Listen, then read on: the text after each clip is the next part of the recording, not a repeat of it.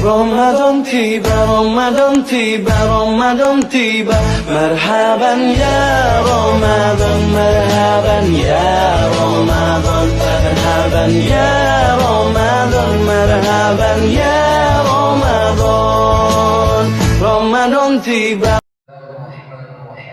السلام عليكم ورحمة الله وبركاته. الحمد لله رب العالمين. اللهم صل وسلم على سيدنا محمد وعلى آل سيدنا محمد. أما بعد، سبحانك لا علم لنا إلا ما علمتنا إنك أنت العليم الحكيم. اللهم ارزقنا فهم النبيين وحفظ المرسلين وإلهام الملائكة المقربين برحمتك يا أرحم الراحمين.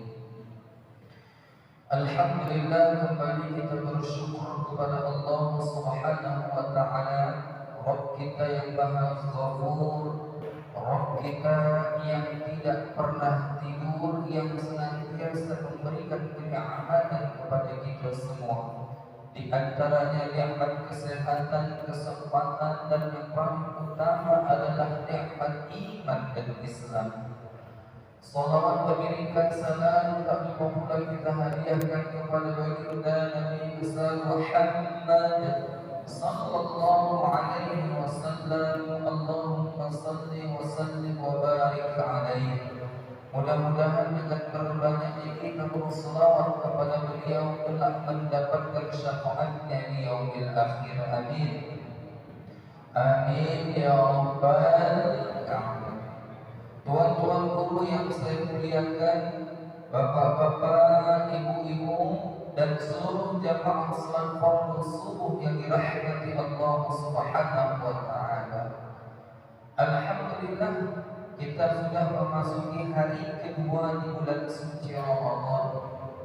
Mudah-mudahan Allah Subhanahu wa Ta'ala memberikan kenikmatan umur yang panjang kepada kita, kesehatan dan kekuatan untuk bisa menyelesaikan ibadah kita berpuasa di bulan suci Ramadan. Amin.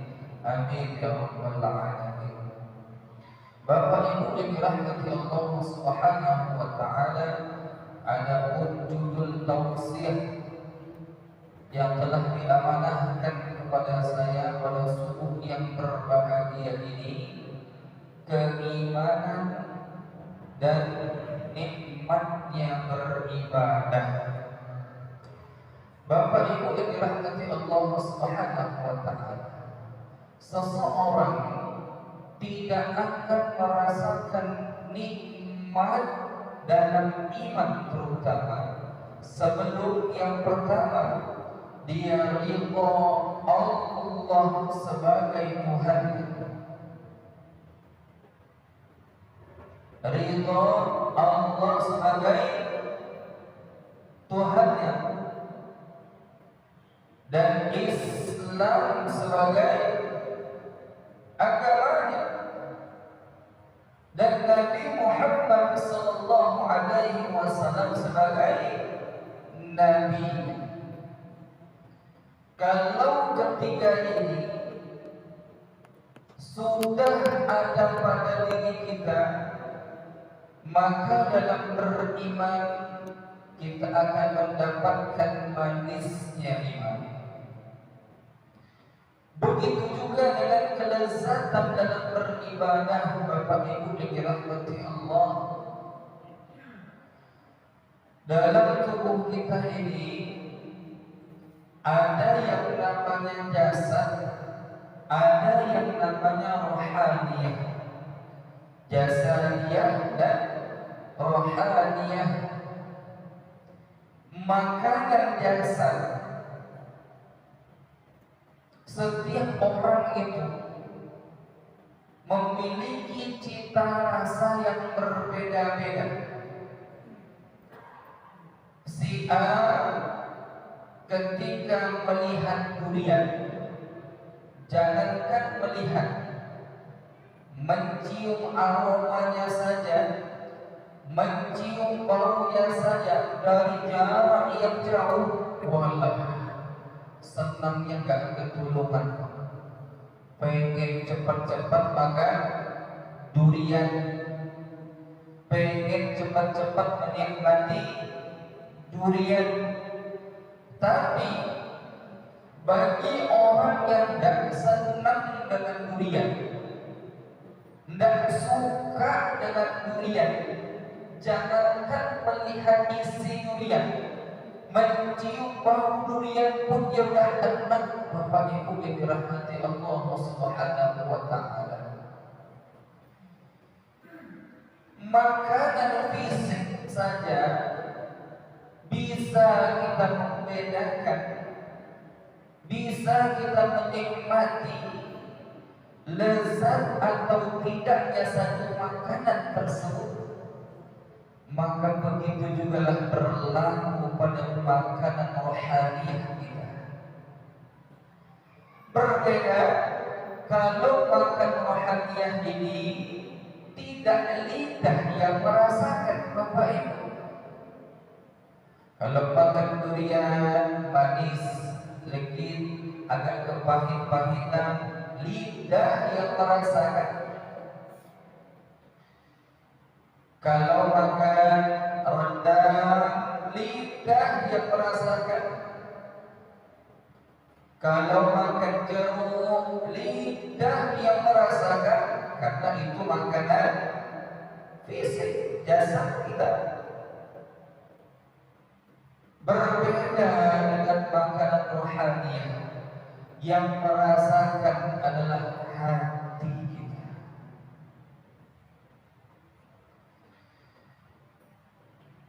Al-Imam Ahmad bin Hanbal dia pernah mengatakan, Bapak Ibu, dia merupakan seorang alim sekaligus ahli ibadah dan ahli sufi. Dia mengatakan, saya baru merasakan lezatnya beribadah itu, baru merasakan manisnya beribadah itu setelah bisa meninggalkan 3 perkara. Setelah bisa meninggalkan 3 perkara. 50 tahun Bapak Ibu beribadah terus kepada Allah, baru bisa menikmati dan merasakan ibadah itu manis, ibadah itu lezat, ibadah itu bukan hanya sekedar kewajiban tetapi kebutuhan. Ternyata setelah 50 tahun baru beliau bisa merasakannya, Bapak Ibu yang dirahmati Allah. Itu pun katanya setelah dia bisa meninggalkan 3 perkara. Yang pertama, Bapak Ibu yang dirahmati Allah Subhanahu wa Ta'ala, kata Imam Ahmad bin Hanbal, dia baru bisa merasakan lezatnya ibadah setelah bisa meninggalkan mencari mengharap ridho manusia, sehingga dia bisa mengatakan yang benar dari lisannya, Bapak Ibu yang dirahmati Allah. Terkadang Bapak Ibu yang dirahmati Allah, kita malah terbalik. Gara-gara mengharapkan perhatian manusia, manusia suka kepada kita, yang hakik kita tahan-tahan, Pak. Yang batil kita tak berani untuk mencegahnya. Gara-gara apa? Masih mengharapkan ridhonya manusia. Apalagi kalau dalam beribadah. mengharapkan ridho dari Allah, malah mengharapkan ridhonya manusia. Salat kemari bukan mencari ridho Allah, tapi mohon maaf supaya dilihat tetangga wali baik sikit, supaya ditengok mertua, wah masya Allah menantuku ternyata rajin ibadah. Supaya apa? Supaya melihatkan identitas kita, kalau kita ternyata masih muslim, bukan mencari ridho Allah. Macam mana salat kita mau nikmat Bapak Ibu? Macam mana puasa kita mau lezat? Macam mana baca Quran kita itu terasa manis?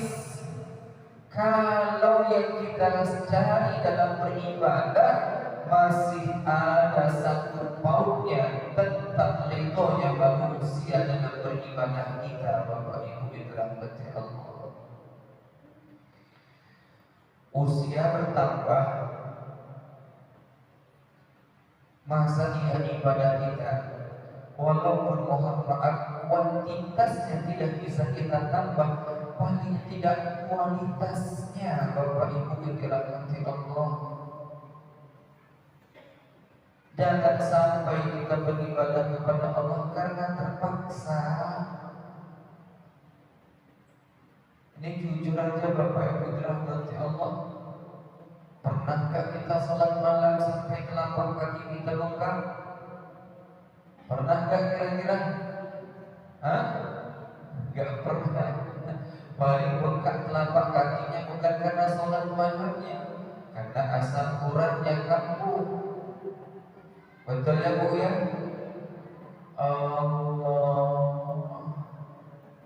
Orang kalau udah cinta dengan seseorang, apapun yang dilakukan oleh orang yang dicintainya itu terasa nikmat, Bapak Ibu. Ada orang nih saling mencintai, yang satu cubit, yang dicubit bukan kesakitan Pak. Walaupun sakit cepat hilangnya apa yang ada dalam hati dia, kegembiraan dan kesenangan. Begitulah Bapak Ibu dirahmati Allah dengan orang yang sudah beribadah itu menemukan kelezatan di dalamnya,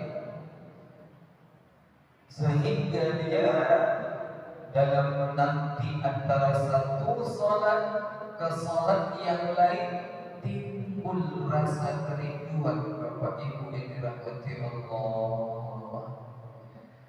Kalau sekarang Ramadan ini seringkali lah kita nunggu waktu salatnya Bapak Ibu. Masya Allah, oh, Masya Allah udah zuhur aja ya. Tak lagi lagi nih. Masya Allah udah asar aja ya. Tak lagi nih. Bukan nunggu sholatnya, tapi nunggu bukannya Bapak Ibu dirahmati Allah.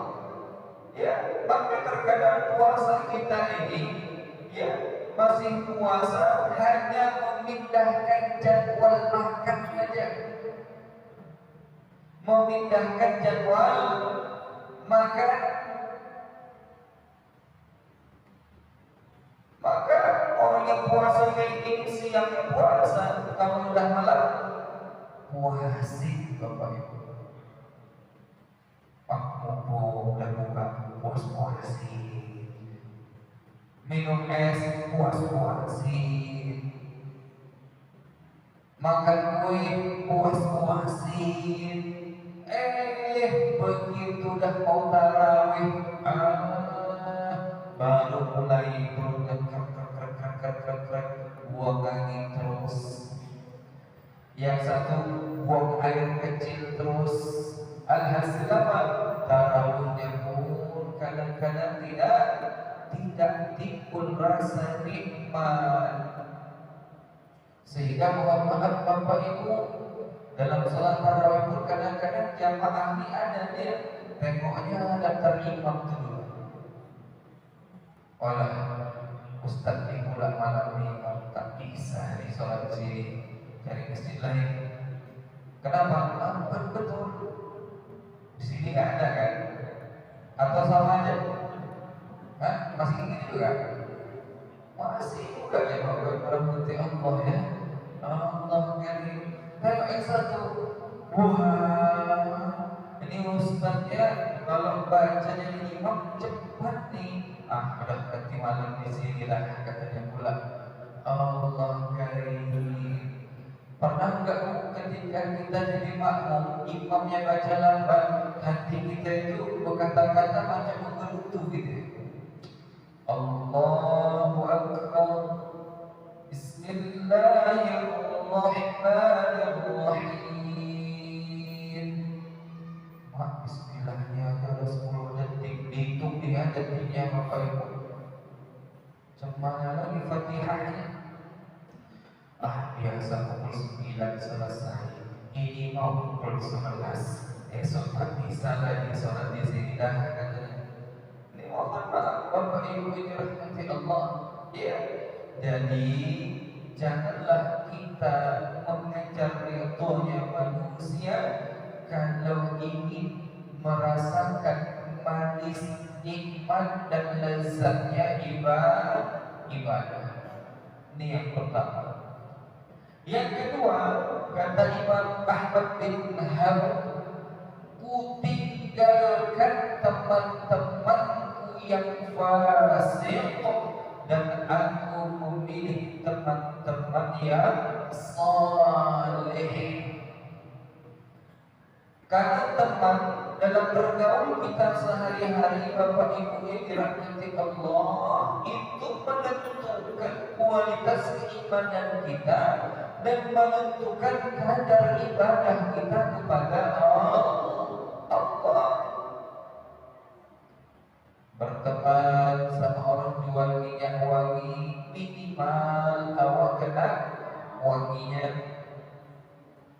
Betul? Mohon maaf. Berteman sama orang yang mengutip sampah, minimal awak kena baunya. Oleh karena itu Bapak Ibu dirahmati Allah, salah satu untuk mendapatkan kelezatan dalam beribadah, maka hendaklah kita berteman dengan orang-orang yang saleh. Tinggalkan berteman dengan orang-orang yang fasik. Ini mohon maaf Bapak Ibu dirahmati Allah Subhanahu wa taala. Pagi siang dia berpuasa, temannya orang-orang yang saleh. Tapi dah malam kerjaan di diskotik, ke kafe. Enggak salah orang mau ke kafe, tapi kafenya benar. Kalau sekedar cuma kafe yang menyediakan minum kopi, no problem, enggak ada masalah. Ini mohon maaf Bapak Ibu dirahmati Allah, kalau ada plus-plusnya dan segala macam, itu yang bermasalah Bapak Ibu dirahmati Allah. Paginya dia berpuasa sampai maghrib, tapi mohon maaf malamnya dia bermaksiat kepada Allah.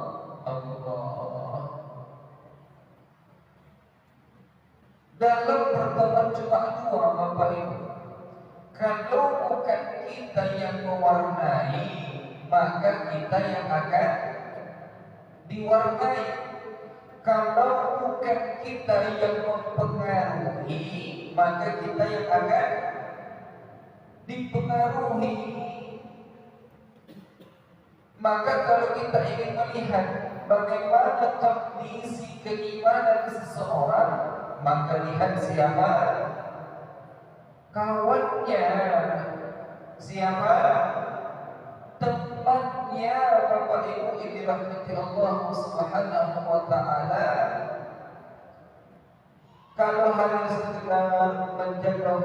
sosial, silahkan, kepada siapa saja silahkan.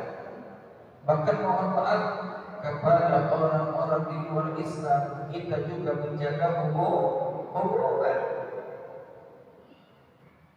Tapi mohon maaf, jangan jadikan sebagai teman.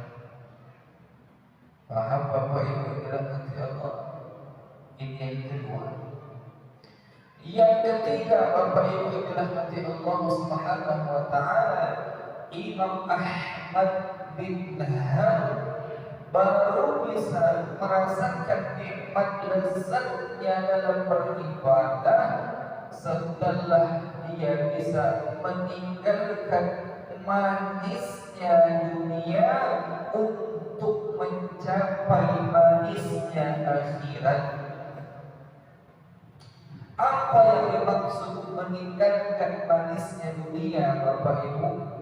Apakah kita tinggalkan suami kita, kita tinggalkan istri kita, kita tinggalkan pekerjaan kita, kita tinggalkan rumah kita, kita tinggalkan jabatan kita, kita tinggalkan harta kita, karena semua itu merupakan kenikmatan dunia?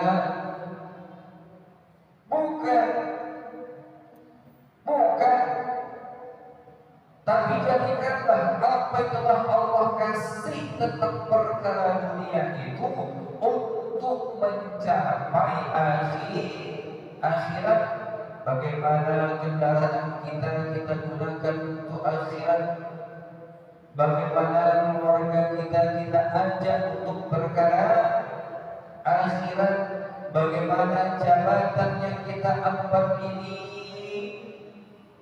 yang nanti akan dipertanggungjawabkan di hadapan Allah Subhanahu wa taala, bisa kita gunakan untuk akhirat.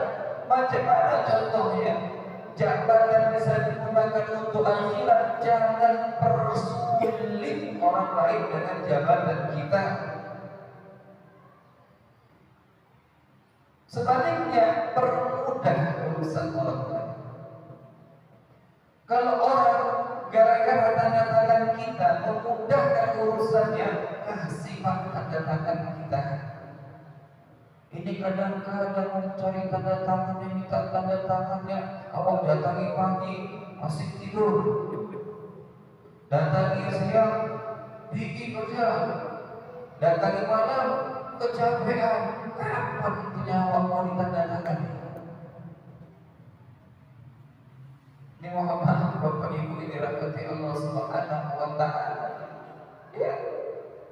Dan ingat, gunakanlah perkara dunia ini hanya sebatas kebutuhan kita, bukan mengikuti kemauan.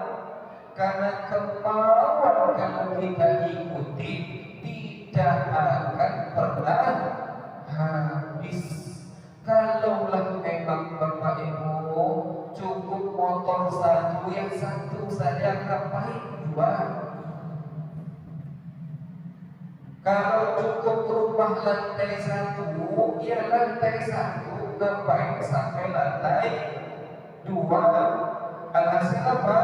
Awak buat lantai dua, pernah tidak awak naik ke atasnya, Bapak Ibu yang dirahmati Allah?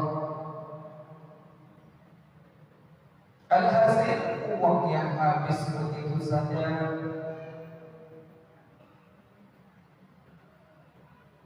Kalaulah memang cukup istri satu, ngapain dua, Bapak Ibu? Ya mulia. Oh, kalau itu pasti Ustaz berani aja dua, dia tak cinta olehnya. Gak boleh ibu-ibu yang dirahmati Allah. Aku gak cinta Ustaz, cuma untuk kasih minum kopi, gak kasih gula, kasih sianida. Ya Allah. Ini mohon maaf Bapak Ibu yang dirahmati Allah Subhanahu wa taala. Ya.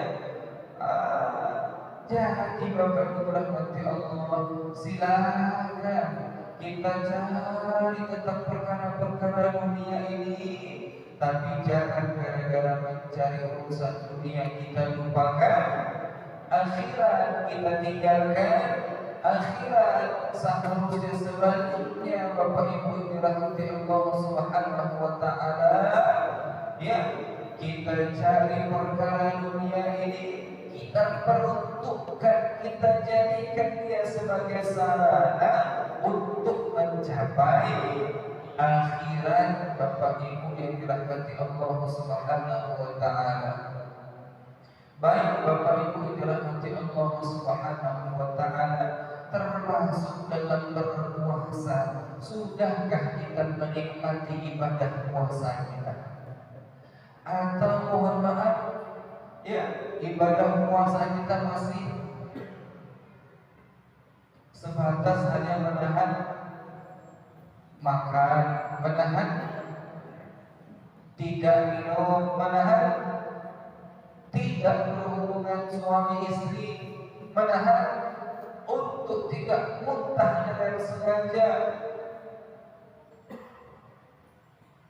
Tapi mohon maaf Bapak Ibu, tidak menahan lidah kita dari membicarakan aib tetangga, tidak bisa menahan kita, mata kita untuk melihat sesuatu yang diharamkan Allah, tidak bisa menahan telinga kita untuk tidak mendengar perkara-perkara yang dilarang oleh Allah, tidak melangkahkan kaki kita ke tempat-tempat yang diharamkan oleh Allah, tidak menggunakan tangan kita untuk tidak menyentuh, mengambil sesuatu yang bukan hak kita. Bapak Ibu yang dirahmati Allah, terkadang puasa juga, tapi kalau udah kebaca kadang-kadang mau juga ingin satu waktu. Terkadang puasa juga, tapi sambil nyabu jumpa sama orang lain, muslimnya gak ketulungan. Bapak Ibu, bukan ketawa, itu pengalaman. Nyabu gak sampai satu rantai, kok sampai setengah harian gak siap-siap juga. Ngapain? Cerang sambung lagi, cerang. Alhasil apa? Gak siap-siap nyabu ya. Ini mohon maaf Bapak Ibu yang dirahmati Allah Subhanahu wa taala. Maka kalau masih seperti itulah ibadah puasa kita, tidak ada kelezatannya. Bukan hanya itu Bapak Ibu, Allah tidak akan berikan pahala terhadap puasa kita. Allah juga tidak memberikan ampunan terhadap puasa kita. Kam min sha'imin laisa lahu min siyamihi ila al-ju' wal 'atas. Berapa banyak orang yang berpuasa, kata Rasulullah, mereka tidak mendapatkan apapun dari puasa mereka melainkan rasa lapar dan rasa haus. Ini sama seperti orang Bapak Ibu kalau jualan hanya balik modal saja. Kira-kira mau gak? Dia jualan kira-kira dari pagi, ya kan, belanja wajah, buka kedai sampailah sore maghrib baru ditutup. Malam tak tidur dihitung-hitung Pak duit tadi. Begitu dihitung-hitung, ya Allah, rupanya balik modal, yaitu pun masih untung, katanya untung gak rugi. Tapi cepat rasanya enak. Alah, udah capek, ya kan, lelah, pikiran awak juga terkuras. Yang didapat cuma balik modal, habis waktu. Bapak Ibu dirahmati Allah. Gitu juga gambaran sama orang yang berpuasa. Udahlah lapar, udahlah haus, lepas gak puasa? Lapar gak puasa? Hah? Ini Bu, nanti siang praktekkan jam 12 siang. Bawa nanti suami duduk depan teras rumah. Iya, nanti kalau ada orang lewat bilang, "Bapak, tengok yang lewat tuh, Bang. Kenal apa?" Apa kata suami? "Gak kenal lagi aku deh. Jangan tengok orang angkat kuping pun dah gak sanggup dihawas begitu." Allah, Bapak Ibu dirahmati Allah. Oleh karena itu Bapak Ibu dirahmati Allah Subhanahu wa taala, tinggalkan 3 perkara itu kalau ingin mendapatkan lezat dan manisnya dalam beribadah. Yang pertama, tinggalkan mengharap atau mencari ridhonya manusia, maka carilah semata-mata ridho dari Allah Subhanahu wa taala. Yang kedua, Bapak Ibu yang dirahmati Allah Subhanahu wa taala, carilah teman-teman yang saleh, tinggalkan teman-teman yang fasik. Dan yang ketiga, Bapak Ibu yang dirahmati Allah Subhanahu wa taala, ya, ini yang ketiga ini terkadang kita anggap mana mungkin, ya, tinggalkan Bapak Ibu mencari manisnya dunia semata-mata. Fokuskanlah diri kita untuk mencari akhirat. Apalagi Muhammad, kalau usia kita sudah sampai 40 tahun ke atas nih Bapak Ibu dirahmati Allah, apalagi yang mau dibanyak-banyakin kalau bukan ibadah? Apalagi yang mau dibanyak-banyakin kalau bukan istighfar? Bentar lagi masuk kubur. Coba pegang pipi itu. Udah kendor belum? Udah kendor belum? Udah kan? Coba nanti di rumah buka kopiah, lihat ya Allah, udah ketabur belum? Obat tuh udah ketabur belum? Allah, coba tengok nanti ke kaca-kaca, tengok gigi udah mulai gugur belum? Udah mulai gugur belum? Itu pula agaknya luar biasa. Kalau jalan yang mungkin dari belakang pada usia 17, begitu tengok dari depan 71, Bapak Ibu, ya udah kurangin, yang dibanyakin apa? Kalau udah 40 tahun apa yang dibanyakin? Ibadah. Apa yang dibanyakin? Istighfar, mohon ampun kepada Allah Subhanahu wa taala. Saya rasa cukup sampai di sini pertemuan kita pada subuh yang berbahagia ini.